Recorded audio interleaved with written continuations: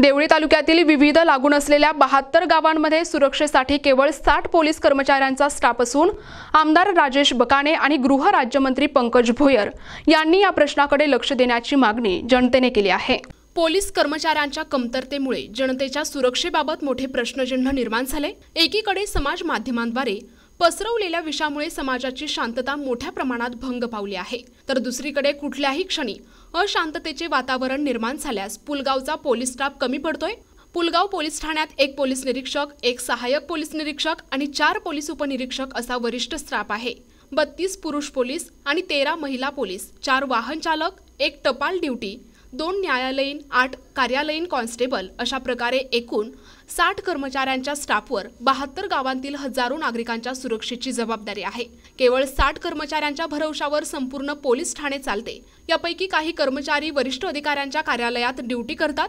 यावरून अंदाज लावता येतो की पुलगाव पोलीस विभाग कर्मचाऱ्यांच्या कमतरतेच्या सावटाखाली अनेक वर्षांपासून कार्यरत आहे। जर एखाद्या मंत्र्यांचा कार्यक्रम आसपासच्या परिसरात असेल तर त्यांच्या बंदोबस्तासाठी काही पोलीस कर्मचारी तैनात असतात। अशा वेळी पुलगावमध्ये एखादी मोठी घटना घडल्यास पोलीस कर्मचाऱ्यांच्या कमतरतेचा फटका जनतेला बसतो।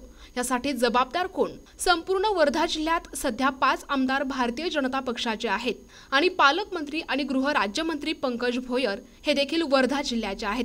दिल्लीपासून मुंबई आणि वर्ध्यापर्यंत सरकार आपलेच आहे, तरीही कायदा आणि सुव्यवस्थेतील या कमतरतेकडे कोणाचे लक्ष नाही का? हा मोठा प्रश्न निर्माण झालाय।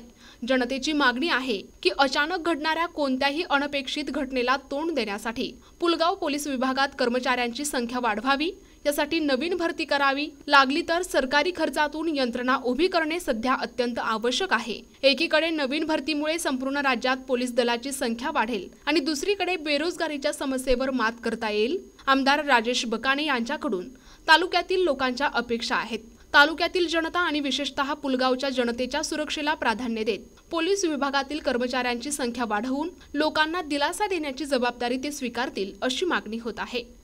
प्रतिनिधी जावेद खान, NTV न्यूज मराठी, वर्धा।